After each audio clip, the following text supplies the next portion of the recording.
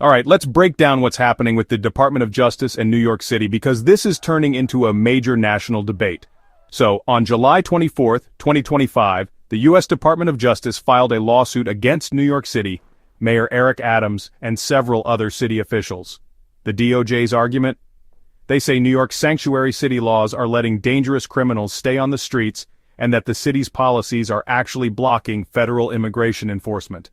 Attorney General Pamela Bondi put it bluntly, saying, New York City has released thousands of criminals on the streets to commit violent crimes against law-abiding citizens due to sanctuary city policies.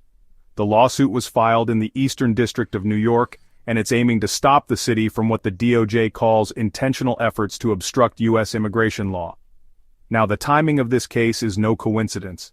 Just days before, an off-duty Border Patrol agent was shot in Washington Heights, right here in New York City. According to reports, the main suspect, Miguel Francisco Mora Nunez, entered the U.S. illegally through Arizona back in 2023. He's got a long rap sheet. 2 prior arrests for domestic violence, a warrant for skipping court, and he's wanted for other violent crimes, including robbery and a stabbing. Federal officials jumped on this, blaming sanctuary city policies for allowing suspects like Mora Nunez to stay in the country and, in their words, roam the streets. This isn't the first time this debate has exploded, but this shooting turned up the heat big time.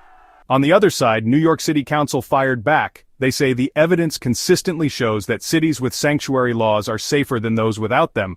Their argument? It's not sanctuary policies that make cities unsafe, but aggressive enforcement tactics like detaining people at civil court hearings or separating families that actually create more fear and less safety. Mayor Eric Adams has walked a fine line here.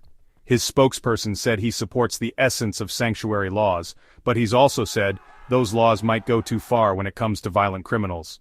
He's pushed the city council to rethink the policies, but so far, they haven't budged. And this lawsuit? It's not happening in isolation.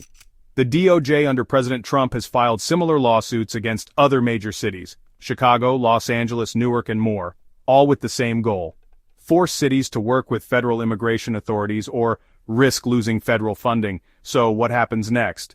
The courts will decide whether New York's sanctuary laws are legal, or if the city really is overstepping and blocking federal law enforcement. But one thing's clear, this isn't just about New York. This lawsuit could set the tone for cities all across the country. Let me know your thoughts.